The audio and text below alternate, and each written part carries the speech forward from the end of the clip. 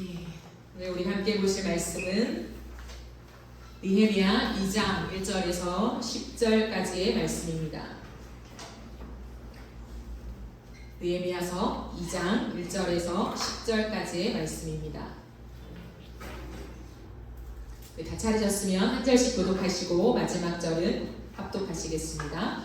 아닥사스다 왕 제20년 니산월에 왕 앞에 포도주가 있기로 내가 그 포도주를 왕에게 드렸는데 이전에는 내가 왕 앞에서 수심이 없었더니 왕이 내게 이르시되 내가 눈이 없거늘 어찌하여 얼굴에 수심이 있느냐 이는 비록 내 마음에 근심이 있음이로다 하더라.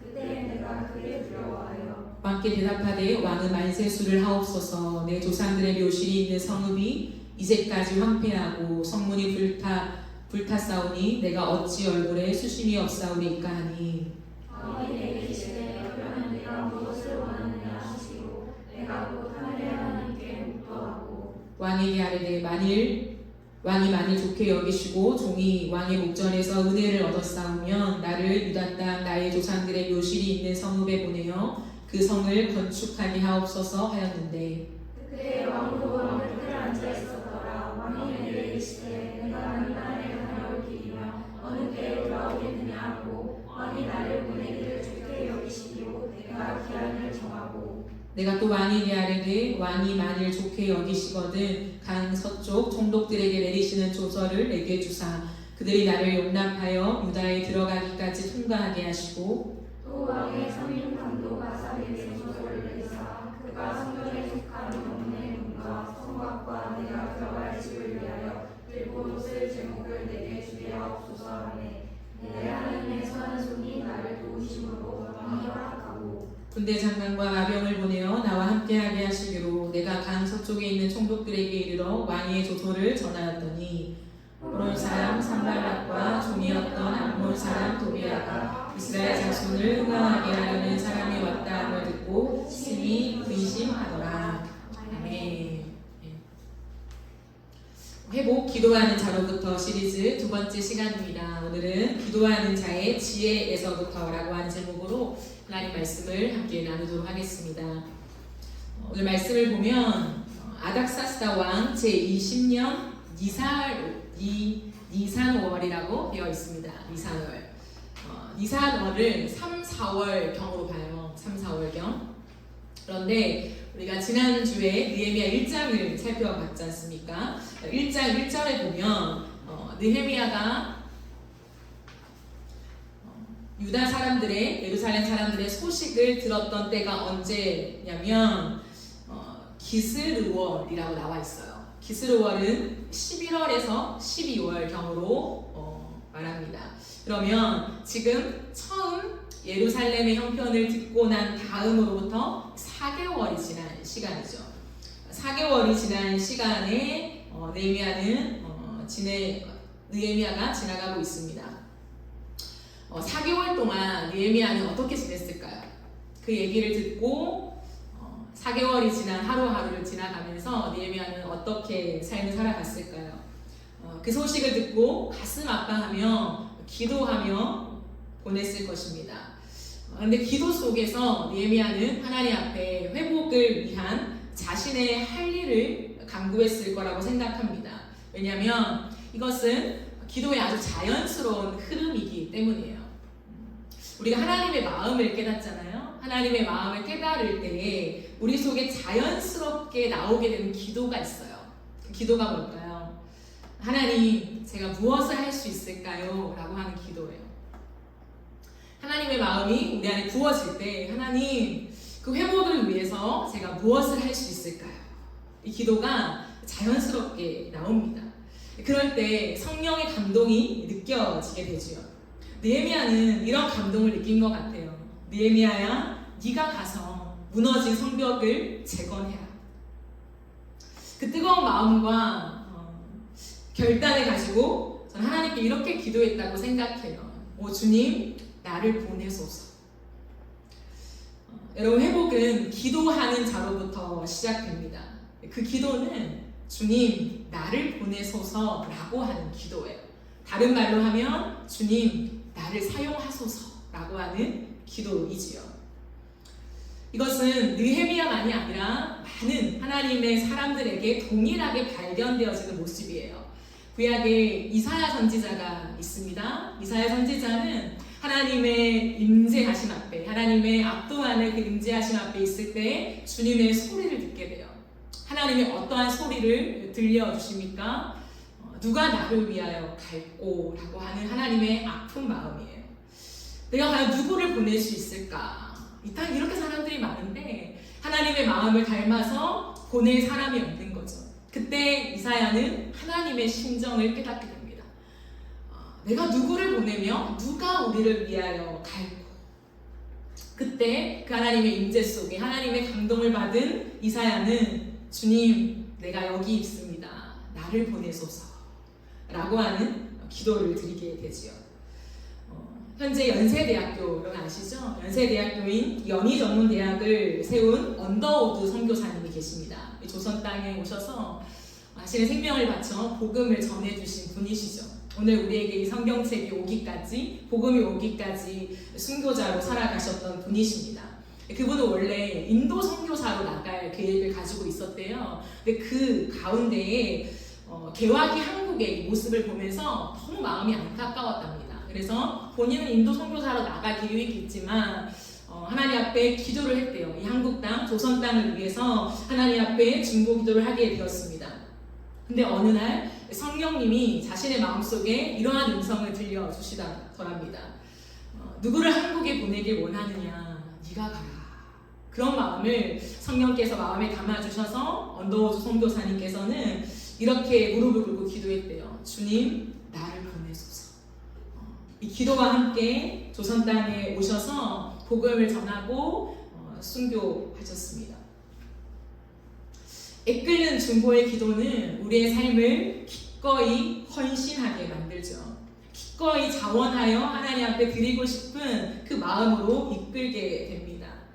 우리는 이 시대 속에서 하나님의 아픈 마음을 발견할 때가 있어요. 우리가 살아가는 일상 속에 우리가 눈에 보이는, 경험하는 수많은 일들 속에 이러한 기도가 저절로 나올 때가 있습니다. 하나님 어찌합니까? 근데 그 기도 속에 하나님이 내 마음을 두드리기 시작하시죠. 내 마음을 감동하시며 설득해 나가세요. 그때 하나님의 마음이 느껴지는 거죠. 내가 부족해도 연약해도 하나님의 마음이 내 안에 끝없이 들어오게 되는 때가 있습니다. 그러면서 회복에 대한 강한 열망을 주시죠. 그리고 그 회복에 내가 쓰임받길 원하는 뜨거운 헌신을 하게 하십니다. 부족하지만 내 부족함을 바라보면서 내가 할 수 있을지 없을지를 생각하는 것이 아니라 그저 그 성령의 감동하심이 이끌려서 내 마음속에 강한 열망으로 하나님 나를 사용해 주세요. 그 일에, 그 회복에 나를 써주세요 라고 하는 그 뜨거운 헌신이 나오게 되는 거죠. 하나님은 그런 사람의 기도를 통해서 하나님의 나라를 회복해 가십니다. 그런데 느헤미야는 하나님, 제가 성벽을 건축하겠습니다. 저를 예루살렘에 보내주십시오 라고 기도한 후에 곧바로 그 일에 뛰어들지 않아요. 왜냐하면 그 일을 하기 위해서 넘어야 할 산이 있었기 때문입니다. 느헤미야가 넘어야 할 산이 무엇입니까? 아닥사스다 왕이죠. 느헤미야는 지금 페르시아 땅에 있어요. 아닥사스다 왕 곁에서 술관원으로 일을 하고 있죠. 높은 관직에 있습니다. 그러니 쉽게 그 자리를 떠날 수 있는 사람이 아니에요. 내가 떠나면 이 일을 대신할 사람, 그 막중한 일들을 대신할 사람을 찾기가 어렵다는 거죠. 왜? 신임을 얻고 있으니까.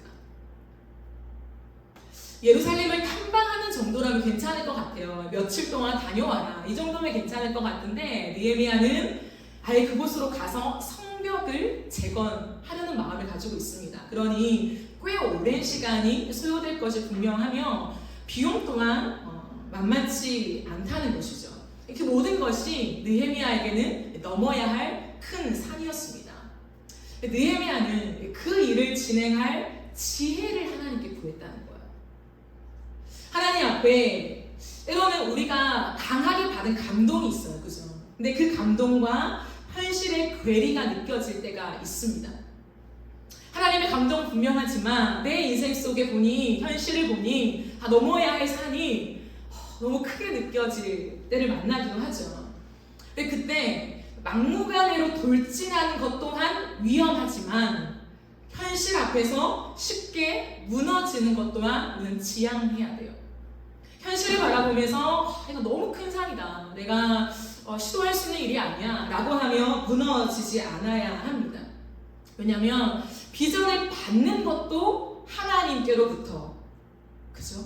그러나 진행하는 크고 작은 모든 일 또한 하나님께서 하시는 일이기 때문에 그분의 지혜를 받으면 되는 것입니다.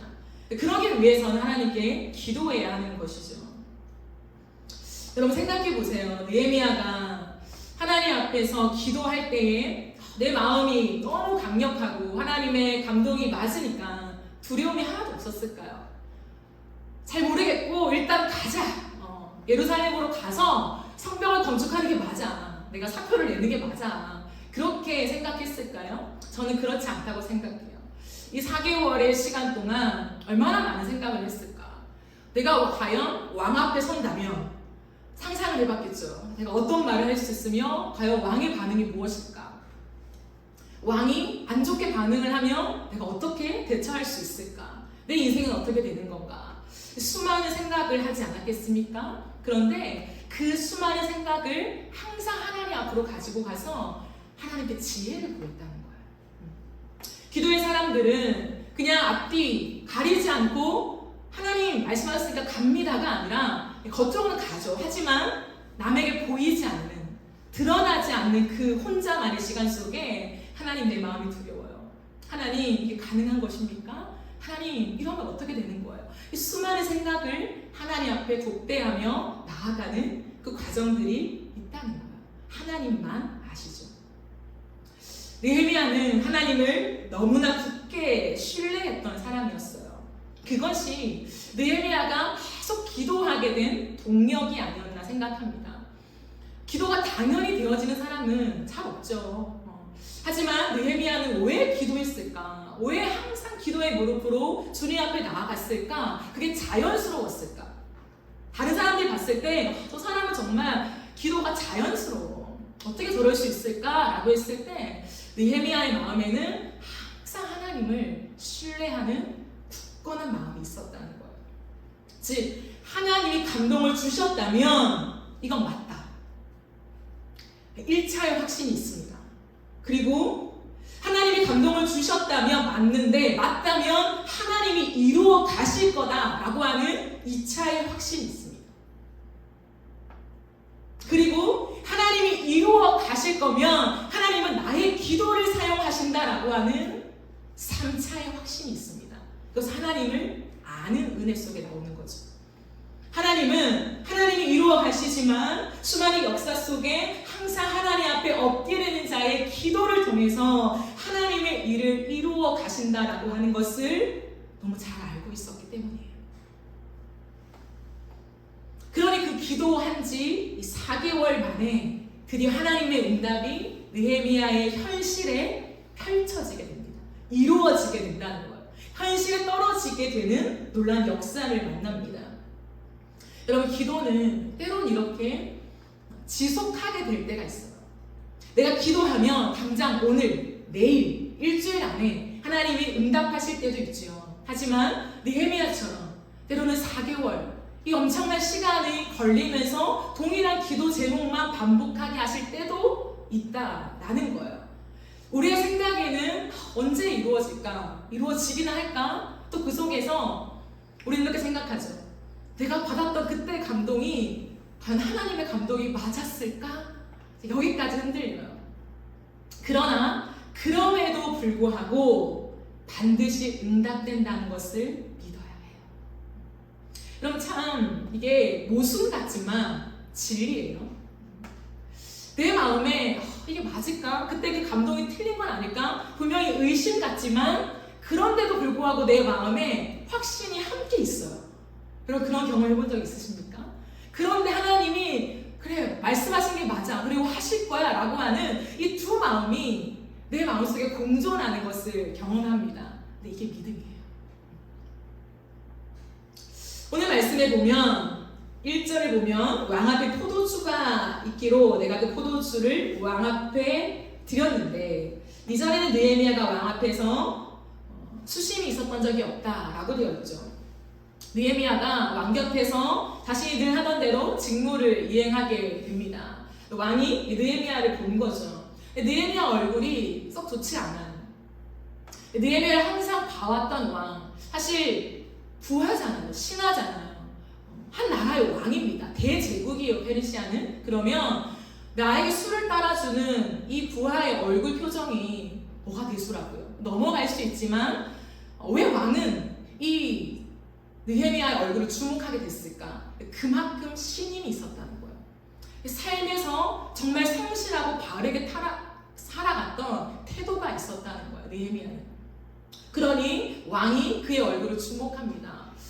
내가 지금까지 당신과 함께 지내면서 그렇게 얼굴에 큰 수심이 있는 걸 못 봤는데 무슨 일이요? 나에게 말하오. 라고 왕이 먼저 질문하게 되죠. 그러자 느헤미야는 왕 앞에서 이렇게 말합니다. 내 조상들의 묘실이 있는 성읍이 이제까지 황폐하고 성문이 불에 탔는데 어찌 제 얼굴에 수심이 없겠습니까? 라고 얘기하죠. 여러분, 이 구절 속에 저는 참 느헤미야가 지혜롭다라고 하는 것을 발견하게 되었어요. 왜냐하면 어쩌면 마음속에 이제 칼을 갈고 있는 거잖아요. 내가 왕을 그래 만나기만 해봐라. 내가 예루살렘에 꼭 가겠다고 이거를 말하고야 말리라 하는 굳은 결심이 이 4개월의 기도 속에 쌓여 있었던 거예요. 그런데 느헤미야가 뱉은 말은 뭐냐면 내 조상의 묘실이 있는 성읍이라고 하는 구절을 얘기해요. 이것을 보면 당시의 페르시아의 문화와 전통과 연결되어 있다라고 하는 그런 문헌이 있습니다. 글이 있어요. 그러니까 페르시아 사람들에게는 자신의 조상들의 묘실, 그걸 굉장히 존중하고 귀중하게 생각했다는 거예요. 그런데 느헤미야가 그 페르시아 왕에게 얘기할 때 내가 예루살렘에 가서 이런 일을 해야 되겠습니다 라고 얘기하지 않고 그 왕의 마음에 닿도록 지혜를 발휘했다는 거예요.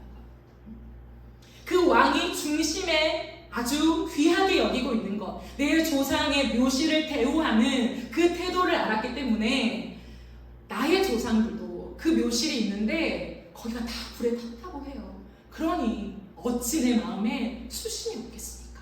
제가 너무 슬픕니다 라고 하는 말로 왕의 마음을 달래고 있는 거죠. 그렇기 때문에 이것은 참 놀라운 지혜입니다. 이것이 통한 거죠. 왕의 마음에 닿았어요. 느헤미야가 신임하는 부하라고 해서 그가 말한 모든 제안을 받아들일 필요는 없습니다. 왜 왕이니까.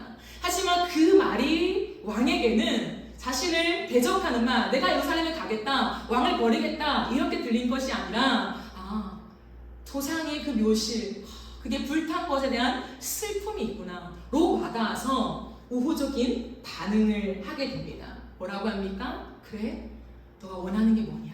내가 뭘 해줄까? 이렇게 왕이 태도를 취하게 되는 거죠. 이건 엄청난 은혜입니다. 왕 앞에서 술 관원으로 있는 것, 우리가 지난주에 살펴보았지만 단순히 독살 방지용이 아니었어요. 왕과 함께 국정을 논할 수 있는 그만큼의 고위 반직이었습니다. 그런데 그것이 한 방에 해고될 수 있는 위기에 처하고 있는 거예요. 내 목숨줄을 쥐고 있는 사람이 왕이었다라는 거죠. 그럼에도 불구하고 왕은 네가 무엇을 원하느냐라고 얘기를 했고 느헤미야는 이 은혜를 얻어서 그 다음 말을 진행하게 됩니다. 근데 참 놀라운 것은 뭐냐면 느헤미야가 그 순간에도 기도를 한다는 거예요. 하늘의 하나님께 내가 묵도했다라고 하는 것을 의도적으로 성경은 기록하고 있어요. 여러분, 느헤미야가 그 순간에 무엇을 기도했을까요? 느헤미야는 왕이 갑자기 너무 좋은 반응을 일으키니까 당황해서 기도한 것이 아니었어요.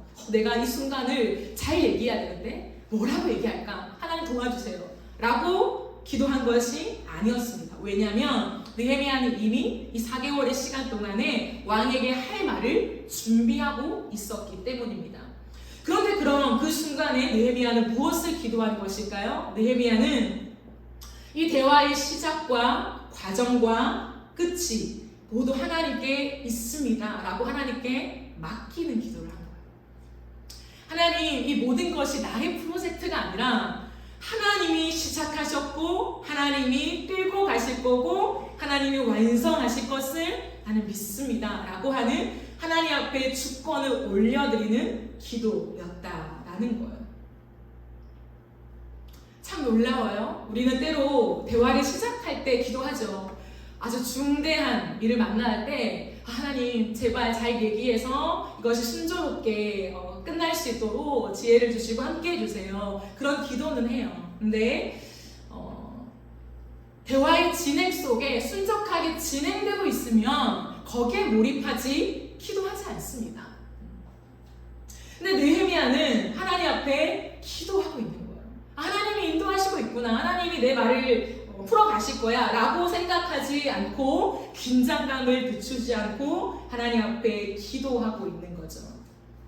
어떻게 흔들리지 않고 모든 대화를 끝까지 이어가는 동안 그는 기도할 수 있었을까요? 대체 느헤미야는 어떤 사람이었길래? 느헤미야는 하나님 앞에 살고 있는 사람이었기 때문이에요. 여러분, 이게 참 놀라워요. 제가 느헤미야를 붙잡고 이걸 중심으로 시리즈 설교를 해야겠다라고 느헤미야를 계속 읽었어요. 그때 제 마음속에 또 다른 키워드가 회복 말고 또 다른 키워드가 하나님 앞에서였어요. 단순히 이 일을 잘 진행하기 위해서 하나님 두렵고 떨립니다. 부족하고 연약한 내 입술을 주장해 주세요. 그래서 왕과의 대화가 순조롭게 진행되어서 하나님 이 비전을 이룰 수 있게 도와주세요. 차원이 아니었던 거예요. 그냥 그 순간에 느헤미야는 하늘의 하나님 앞에 서 있었던 거죠. 그게 느헤미야의 본래의 태도였다는 거예요. 왕 앞에 중차대한 지금 의논 앞에 서 있기 때문에 절박하게 기도하는 것이 아니라 느헤미야의 너무 자연스러운 삶의 태도. 그것은 하나님, 당신이 가장 높으십니다. 하나님, 나는 지금 대제국 이 페르시아의 왕 앞에 서 있지만 하나님이 왕보다 하나님이 더 높으십니다. 하늘의 하나님, 온 땅을 지으신 하나님, 당신은 창조주요, 나의 모든 역사를 주장하신 하나님이라는 것을 나는 믿어요. 이 모든 삶의 믿음을 하나님 앞에 올려드리는 기도였다는 거예요. 모든 것이 왕의 손에 있는 듯 보이지만 사실은 하나님의 손 안에 있다라고 하는 강한 믿음이라는 거예요. 그리고 하나님은 그런 느헤미야에게 지혜를 주십니다. 여러분, 하나님은 하나님 앞에 이렇게 살아가는 사람, 내가 어떤 프로젝트를 잘 이행하기 위해서 기도하는 것도 필요하지만 그것을 넘어서 그냥 매 순간 너무 자연스럽게 하나님 당신 앞에서 살아갑니다. 이 땅의 모든 것보다 하나님이 가장 높으십니다 라고 하는 정직한 신앙의 고백을 삶으로 이행하는 사람에게 하늘의 지혜를 주신다는 거예요. 그래서 우리 앞에 놓인 큰 산을 넘어 지나가게 하십니다. 왕과의 대화 속에 왕후 또한 옆에 있었다고 해요. 여러분, 이것은 진짜 은혜입니다. 왕뿐만 아니라 왕후도 옆에 있어서 이 모든 것이 공론화되고 있는 것입니다. 몇 날에 다녀올 거냐, 언제 돌아올래, 기한을 정하라. 그 주권 또한 느헤미야에게 주게 하십니다. 일주일밖에 못 줘. 무조건 일주일 안에 돌아와야 너의 직이 유지될 거야. 여러분, 이렇게 말할 수 있잖아요. 그런데 왕은 느헤미야에게 너가 기한을 정하라 라고 해요. 얼마나 은혜입니까? 느헤미야는 곧바로 기한을 정합니다. 미적되지 않아요. 왜요? 이미 계산하고 있었기 때문에. 하나님 앞에 계획을 세우고 있었기 때문입니다. 4개월의 시간 동안에 그는 철저하게 준비하고 있었습니다. 그래서 담대하게 왕에게 이렇게 부탁을 해요. 7절 8절 말씀인데요. 왕에게 아뢰되 왕이 만일 좋게 여기시거든 강 서쪽 총독들에게 조서를 내리시는 조서를 내게 주사 그들이 나를 용납하여 유다에 들어가기까지 통과하게 하시고 8절을 보시면 또 왕의 살림 감독 아삽에게 조서를 내리사 그가 성전에 속한 영문의 문과 성곽과 내가 들어갈 집을 위하여 들보로 쓸 제목을 내게 주게 하옵소서 라고 얘기합니다. 뭡니까? 왕에게 허락해 준 것만 해도 감사하잖아요. 사실은 그 입장 속에 을의 입장이에요. 느헤미야는. 그러나 기도 속에 확신하며 하나님의 일이라면 하나님의 지혜를 주신다 믿고 왕 앞에 예우를 갖추며 그의 마음에 맞게 닿을 수 있도록 얘기를 풀어간 다음에 느헤미야는 정중하게 요청을 합니다. 조서를 내려주십시오. 그 조서 첫 번째는 내가 유다 땅에 통과하기까지 그 국경을 잘 지나갈 수 있도록 당신이 도장을 찍어주십시오.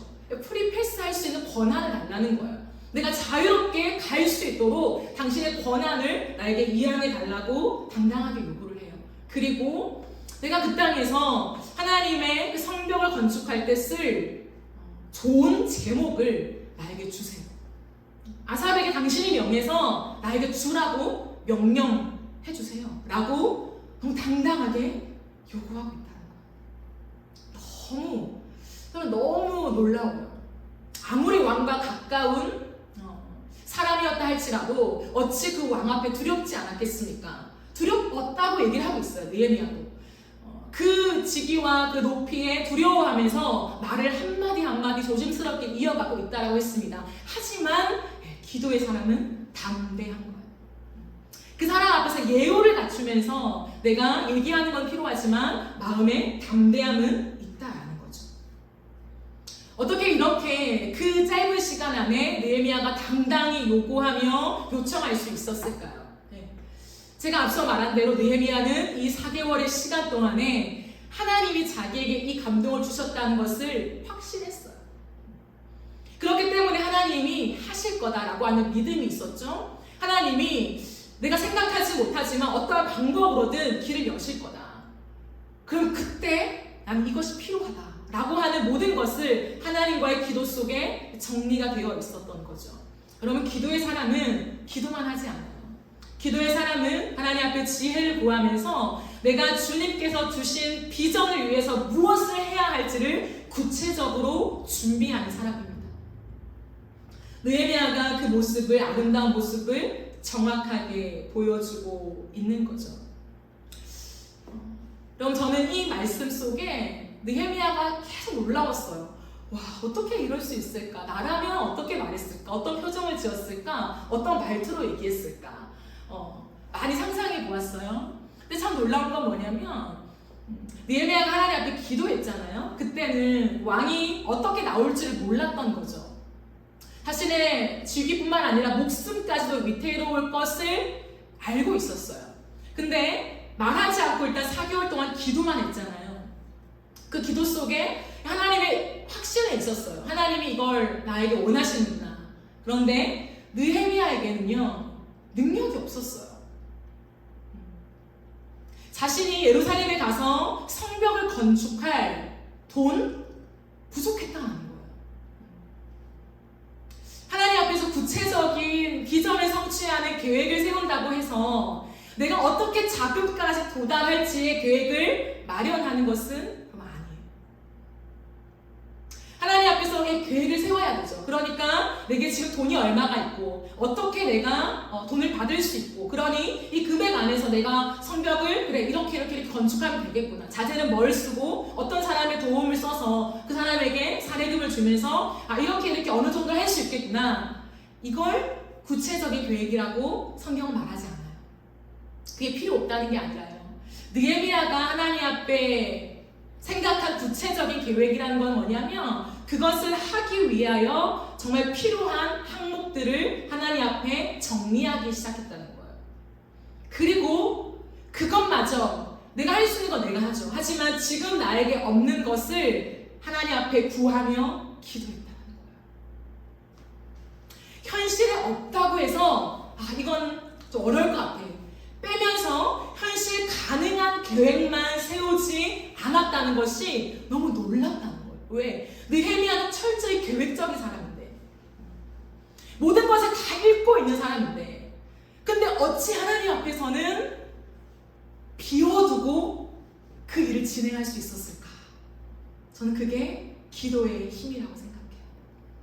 예, 기도하는 자는 언제나 하나님이 하실 것을 믿죠. 그래서 점검하고 또 점검하는 게 뭐냐면, 하나님 말씀하신 게 맞아요 이거예요. 확신을 더한다고 누가 얘기하더라고. 맞아요. 어떤 목사님의 제가 설교를 들은 적이 있는데요. 그때 그분이 그러더라고요. 자신의 인생 속에 하나님이 너무 큰 비전을 주셨대요. 그러니까 너무 큰 사명을 주신 거예요. 자기가 생각해도 이건 정말 어려운데, 만만치 않아 하는 큰 비전을 기도 속에 주셨대요. 그때 그분께서 그런 말씀을 하시더라고요. 되게 기도를 많이 하시는 분이신데 60번까지 확신을 구했대요.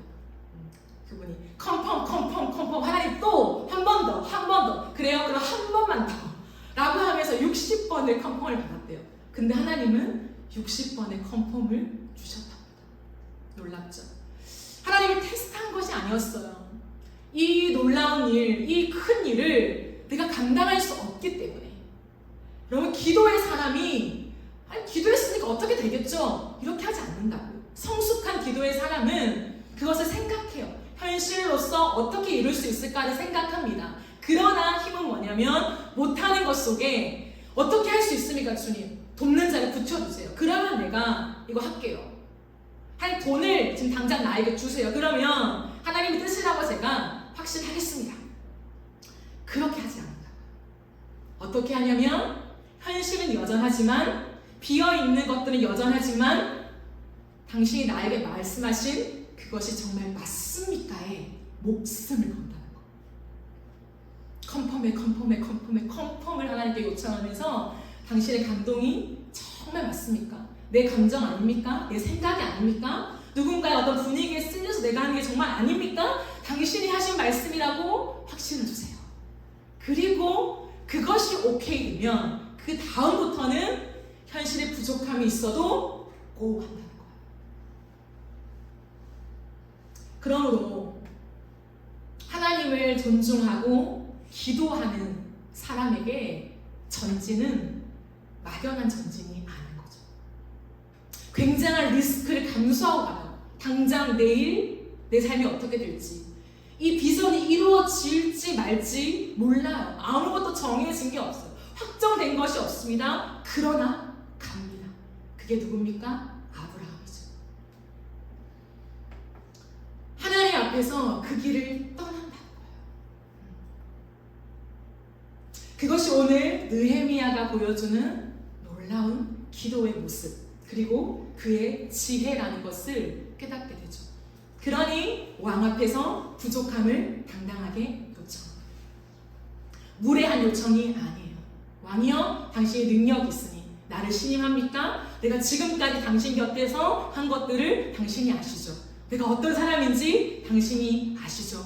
그러니 나를 가게 허락하셨다면 이거 좀 주세요. 길을 열어주세요. 난 능력이 없습니다. 당신 능력이 있잖아요. 그 능력으로 나를 좀 도와주세요. 라고 담대하게 얘기하게 되는 거예요. 마지막으로 한 번 더 살펴보게 되는 건 뭐냐면, 대부분 모르겠어요. 저는 그런 것 같아요. 요 정도 왔으면 그런 마음이 들 것 같아요.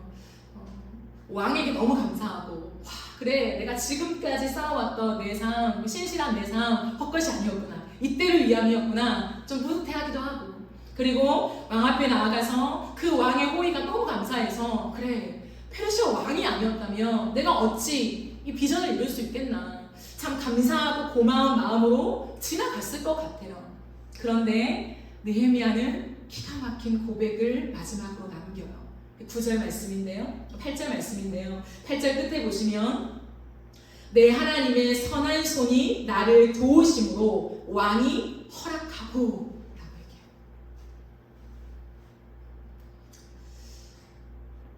이 모든 것, 자신이 잘 살아온 것 맞죠? 정말 잘 살아왔어요. 느헤미야는 흠집 없이 정말 이 이방 땅에서 포로의 땅에서 정말 잘 살아왔습니다. 왕 앞에 호의를 얻어서 왕에게 너무 감사한 것 맞죠. 그러나 느헤미야는 나의 공로도 아니고 왕의 공로도 아니고 오직 하나님의 선한 손이 나를 도우셨으므로 왕이 허락했다라고 고백해요. 내가 잘 말해서 그렇게 말하지 않아요. 그래서 군대 장관과 마병을 보내어 나와 함께 하겠다라고 느헤미야는 힘있게 말하고 있습니다. 놀랍지 않습니까? 저는 이것이 형식적인 맹목적인 신앙 고백이라고 생각하지 않아요. 우리가 그럴 수 있잖아요. 하나님 모든 것이 하나님의 은혜입니다. 하나님 모든 것이 하나님의 영광이에요 라고 하는 말들을 우리가 얼마나 많이 해요. 거기에 진심이 있겠죠. 우리의 신앙 고백이 있겠죠. 그러나 때로는 나의 공로와 다른 사람의 은혜를 포함해서 우리가 찬양할 때가 참 많은 것 같습니다. 근데 느헤미야는 아니요, 이 모든 것이 가능한 것, 내가 잘 살아온 것도, 왕의 은혜를 얻은 것도, 이 모든 것이 하나님의 선한 손이 돕지 않으면 절대 이루어질 수 없는 일이었습니다 라고 하는 선명한 고백을 남긴다는 거예요. 자신의 이름을 다 지워요. 이름이 남지 않습니다. 오직 하나님의 선한 손이 나를 도우셨다라고 하는 놀라운 고백으로 자신의 인생의 모든 주권과 하나님 하실 일들을 찬양하고 있다는 거예요. 왜 그럴까요? 느헤미야의 신앙이죠. 저 이런 느헤미야가 참 부러워요.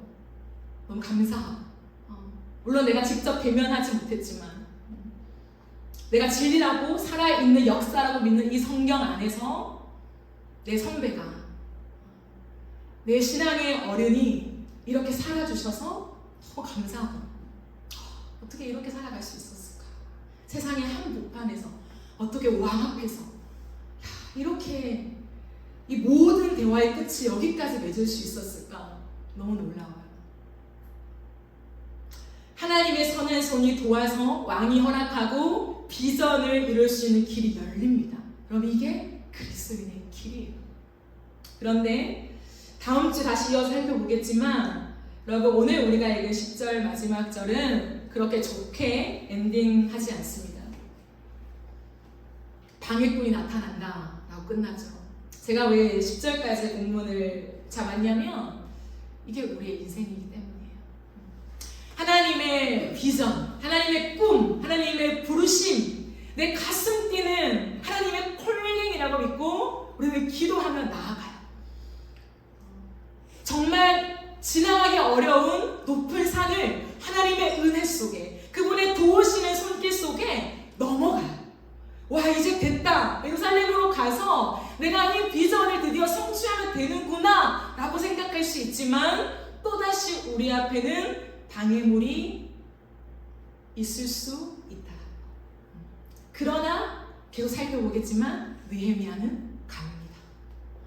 이게 신앙이에요. 왜? 기도하는 자의 힘이 여기에 있기 때문인 거죠. 여러분 오늘 우리가 이 말씀 속에서 여러분 각자 하나님 주시는 마음들을 잘 담아냈으면 좋겠어요. 저에게는 느헤미야를 끝없이 살펴보면서 느헤미야라고 하는 사람이 내 앞서 걸어가 준 것에 참 감사하는 마음이 가장 컸어요. 여러분에게는 각자가 하나님 주신 메시지가 다를 거라고 생각합니다. 그러나 여러분이 지금 어떠한 길을 걸어가든 하나님 앞에서 가장 중요하게 서야 하는 것은 뭐냐면 기도의 자리라고 생각해요. 가장 중요한 건 기도의 자리예요. 그게 시작이에요. 하나님 앞에 겸손한 표현이 기도입니다. 하나님 내 힘으로 살 수 없어요. 하나님 힘으로만 살 수 있습니다 라고 하는 겸손한 고백이 무릎 꿇는 엎드리는 기도거든요. 그 기도가 있어야 되고 그 기도 속에 성령의 감동을 받아야 해요. 없으면 하나님 앞에 요청해 보세요. 하나님, 내가 이 땅을 살아가는데 하나님의 물론 기쁨도 있지요. 그러나 하나님은 언제나 하나님의 눈물을 보여주세요. 왜? 눈물이 있으니까. 기쁨만 보여주진 않습니다. 절대로. 하나님과 친하면 친할수록 가까운 가까우면 가까울수록 눈물을 보여요. 사람도 그렇잖아요. 하나님은 더 그래요. 왜? 인격 중의 인격이시기 때문에. 그래서 하나님의 눈물을요 우리에게 보여주세요. 그리고 마치 당신이 아무것도 못하는 것처럼 사람을 찾으세요. 내 눈물을 기쁨으로 바꿔낼 자가 누가 있냐? 어디 없냐? 라고 찾으면서 내 마음을 두드리실 때 우리가 어떻게 전 세계에 있는 모든 하나님의 눈물을 다 끌어안을 수 있겠습니까? 그러나 시즌마다 하나님이 나의 가슴에 담아주신 눈물이 있다는 거예요. 그때 주님은 그 기도 속에 우리를 설득해 가십니다. 그리고는 우리의 마음속에 하나님, 내가 무엇을 할까요? 하나님의 그 눈물을 내가 견디지 못하겠는데 하나님, 내가 무엇을 할까요? 라고 하는 기도가 나올 수밖에 없어요. 그래서 그 기도는 자발적인 기도가 되는 거예요. 하나님 억지로 우리를 불러시키시는 분이 아니에요. 내가 너를 이렇게 택했으니까 넌 이렇게 사용되어야만 해, 그렇게 말씀하시지 않고 끝없이 우리 마음속에 하나님의 아픈 마음을 느끼게 하면서 자발적인 헌신을 주님은 받으십니다. 그 영역이 어디입니까? 그것 하나님 앞에 계속 씨름해 나가는 기간이 필요합니다. 그리고 그 과정 속에 내가 무엇을 할 수 있을지 구체적으로 하나님과 함께 그 계획을 세워보세요. 그리고 내가 못하는 것이 발견된다고 해도 포기하지 마세요. 하나님 앞에 기도하며 하늘의 지혜를, 하나님이 열어주실 길을 구하며 기도하십시오.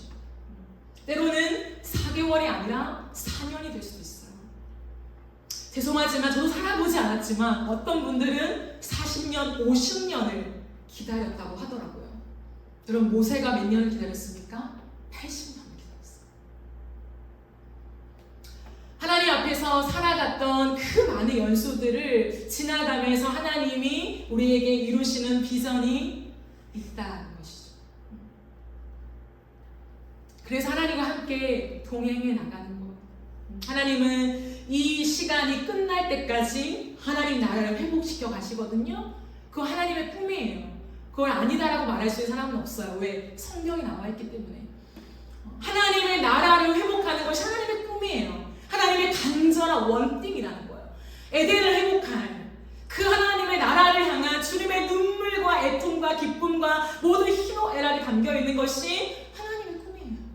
그러므로 주님은 이 시대 속에, 앞으로 올 시대, 모든 시대 속에 하나님 나라를 위해 걸어갈 사람을 찾으신답니다. 거기 쓰임받고 싶지 않으십니까? 쓰임받고 싶어서 이 자리에 왔잖아요. 그러니 우리의 기도가 깊어지는 은혜가 있었으면 좋겠어요.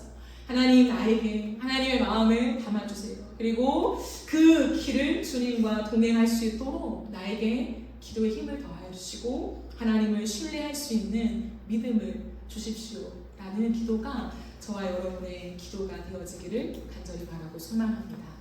우리 함께 찬양하고 기도하는 시간을 가지도록 하겠습니다.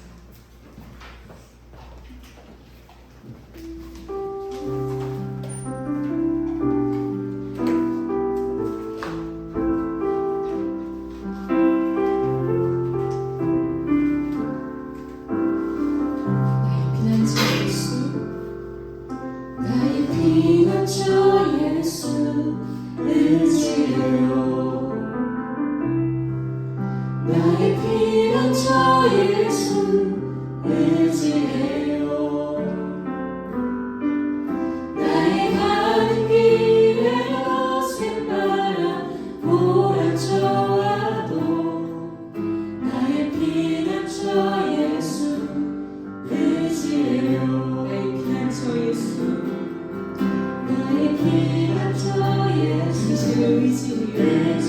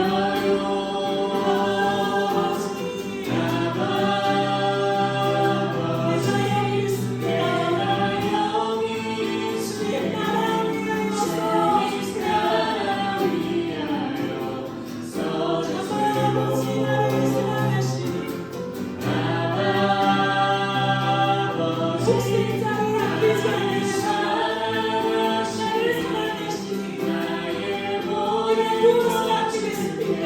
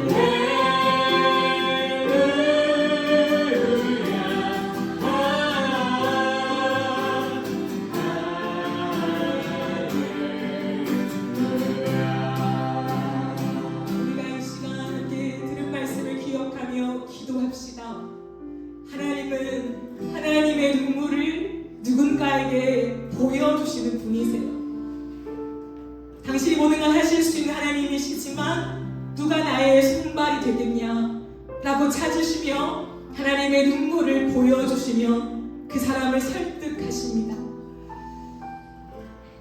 하나님께 가까운 사람, 하나님의 마음을 알기 원하는 사람, 오늘도 세상의 한복판에서 바보 같아 보이지만 무릎을 꿇고 하나님을 신뢰하며 기도하는 자에게 하나님은 당신의 기쁨만을 보여주시는 것이 아니라 당신의 눈물을 꺼내어 우리에게 보여주시죠. 그 눈물을 여러분 보셨죠?